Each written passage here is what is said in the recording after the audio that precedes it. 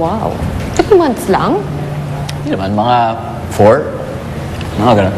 3 or 4, pareho lang naman yun eh. Ni wala pa nga kayo isang taon magkakilala ni Tonet, tapos gano'n na kayo magturangan. Parang ang tagal-tagal nyo naman ang magkakilala. Eh, dali ko kasi siyang makagaangan ng loob eh. Tsaka, wala kasi siyang pretensions, alam mo yan. Totoong tao siya. Yun ang akala mo. Ano? Yung parents niya, nasaan? Wala. Hindi naman siya nakatira sa parents niya eh. Doon siya sa tito niya, na auntie. Yung you know, it's like... Si Auntie Sarcy. Yeah. Siya ba yung sinasabi mong friend ni Tita Marita? Oh, yeah. Okay. Teka. Bakit pa parang hindi lang interesado ka malaman ng tungkol dito rin? Wala naman. Nothing in particular. At saka di ba ikaw na rin nagsabi sa akin that I should get to know her better. Right?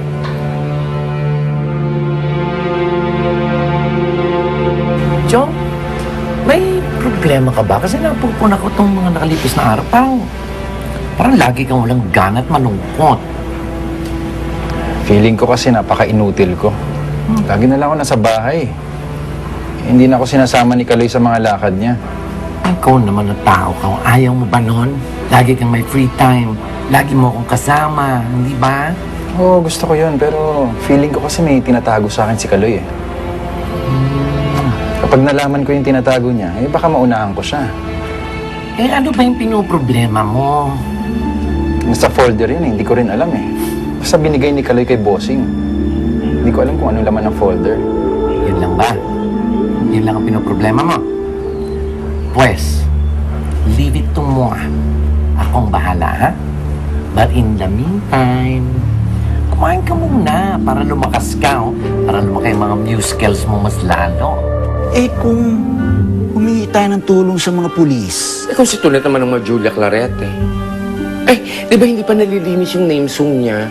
Tsaka, anong malay mo, baka hawak nga ni Sunny Boy yung mga katulad ni Costales. What if kung kay Chito? Alam mo, may mas matalino ka pang maiisip kesa dyan. Kay Atty. Kamahalan. Sabihin natin, may gustong humuli sa atin at gusto natin pumunta sa Witness Protection Program. Ikaw na mismo ang nagsabi. Kamahalan. Eh, paano natin babayaran? Wala tayong datong. Oo nga, ano? Pero, Paano gagawin? kailangan ma-warningan natin si Tonet. May cellphone. Ito. Naku, kailangan masabihan natin si Tonet. Ako po, Auntie. Huwag na lang kayo mag-alala sa akin dito kasi safe naman po dito.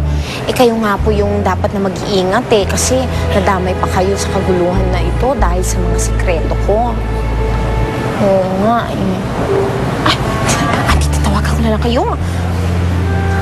Ginulat ba kita? Hindi naman. Kaya lang, kanina ka pa ba dyan? Kararating ko lang. Sino yung kausap ko? Auntie ko. Bakit? Curious lang. Masama ba? Hindi naman. Kaya lang nakakapanibago lang. Unless may sinisikreto ka sa amin. Meron ba, Tonet? Ganda, ha?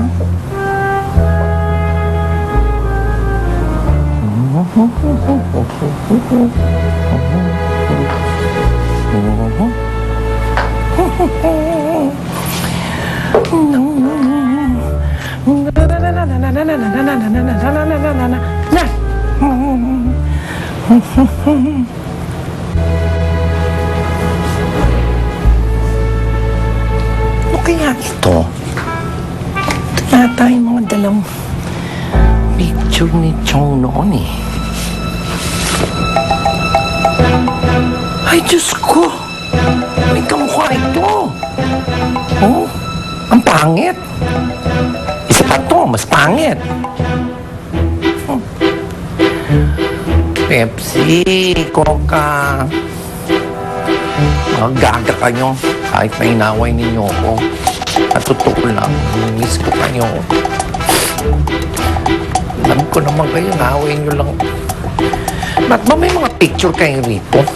Paano man to? Diyos ko. Ito, ano naman to?